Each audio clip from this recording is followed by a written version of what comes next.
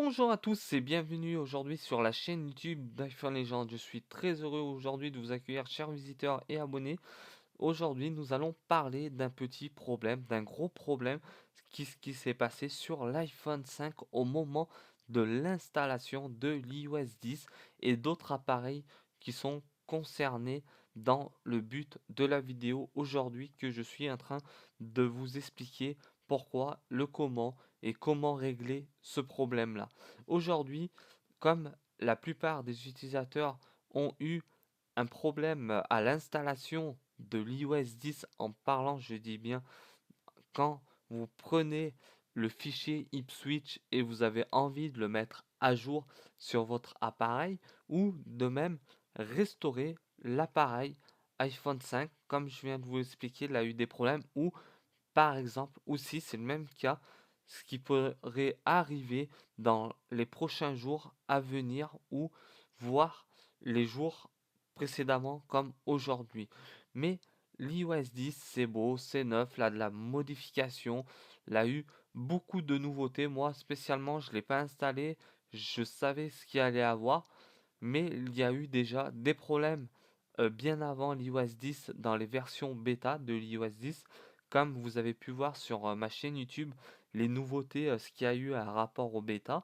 Mais puis aujourd'hui, Apple a décidé de lancer une nouvelle version de l'iOS 10. L'iOS 10 est complété de la version comme iOS 10, comme vous entendez le mot.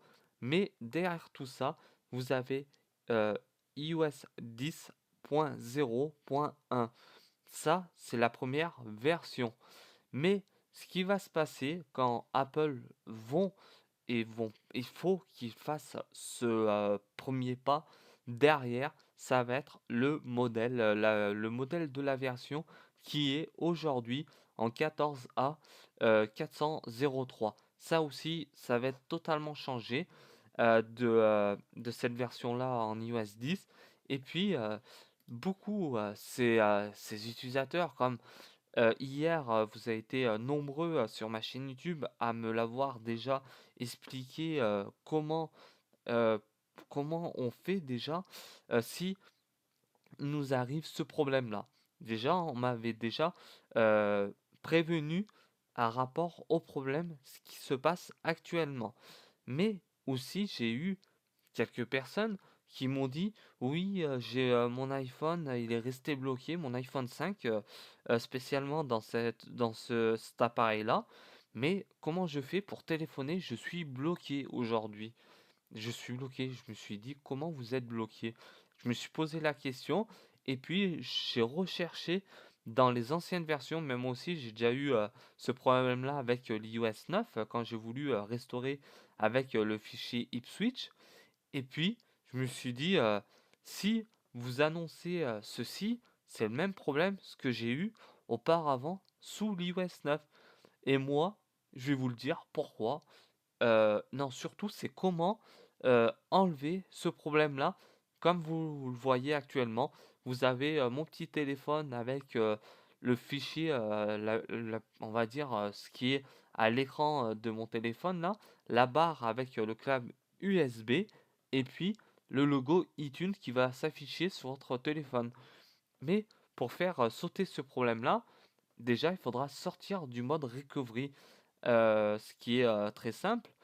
Il va avoir comment vous expliquer ça? Une méthode. La méthode, ça va être déjà de éteindre complètement votre téléphone.